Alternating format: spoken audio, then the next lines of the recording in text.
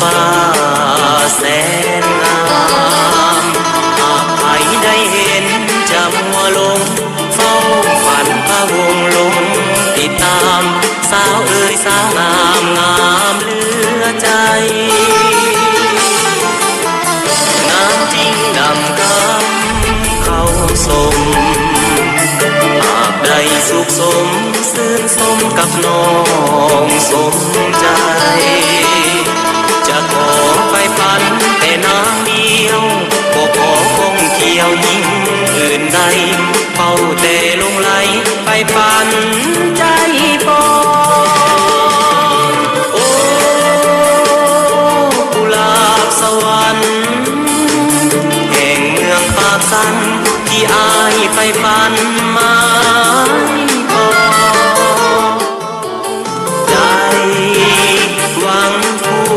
ประคอง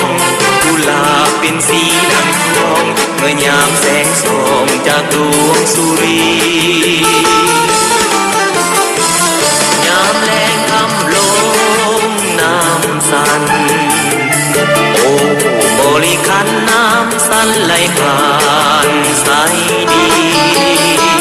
และเห็นสาวเจ้าล้อมลอยหมู่ป่าใหญ่น้อยลอยลิ้นทีสิ้นแสงสุรีสาดสีแสงจันทร์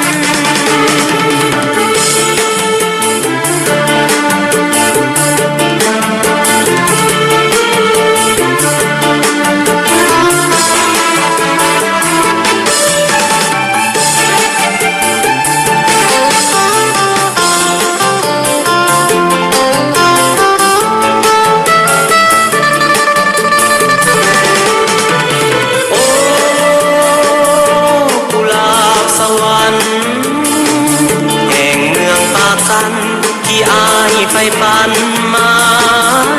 ปองใจหวังผู้เคียงประคองกุหลาบเป็นสีดังทองเมื่อยามแสงส่องจากดวงสุรียามแลงคำลงน้ำสันโอ้บริคันน้ำสันไหลผ่านใสดีและเห็นสาวเจ้าลองลอยหมู่ป่าใหญ่น้อยลอยลิ้นทีสิ้นแสงสุรีสาดสีแสงจันทร์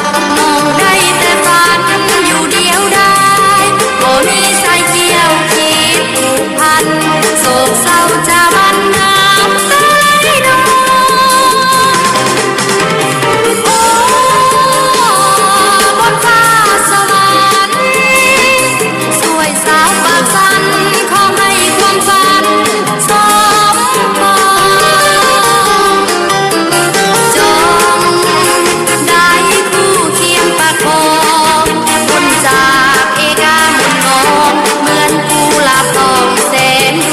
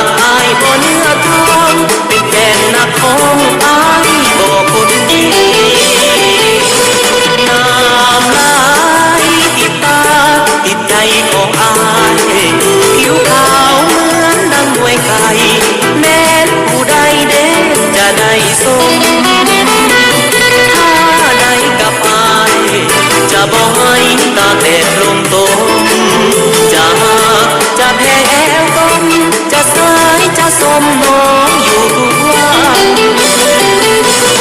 งามหลายบ่เห็นไผงามผ่านเจ้าผมดำดัดร้อนเป็นเก้าหากได้เจ้าอายคงสุขใจ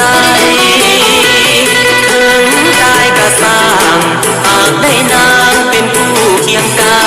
ยชีวิตอายบ่เสียดายหากอายได้น้องมากอดน้อ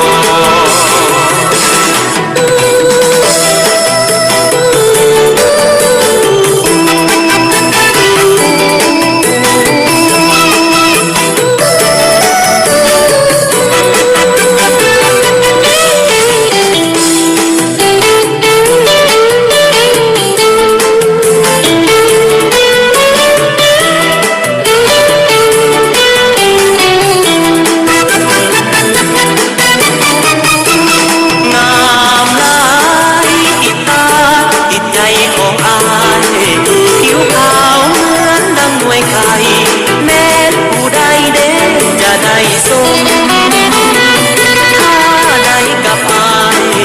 จะบ่ให้ตาแดดลงตม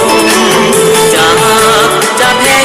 ต้มจะสายจะสมน้องอยู่ทุกวันงามหลา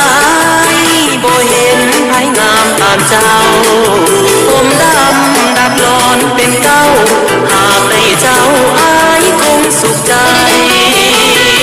ถึงตายก็สร้างหากได้นางเป็นผู้เคียงกา